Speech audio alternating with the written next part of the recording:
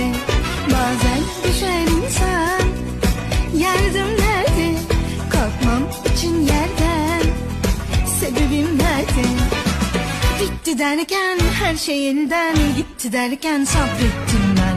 Tam o anda ummadığında bir güneş parlar bazen. Bitti derken her şey elden gitti derken sabrettim ben. Tam o anda ummadığında bir güneş parlar bazen. Hayat şaşırtır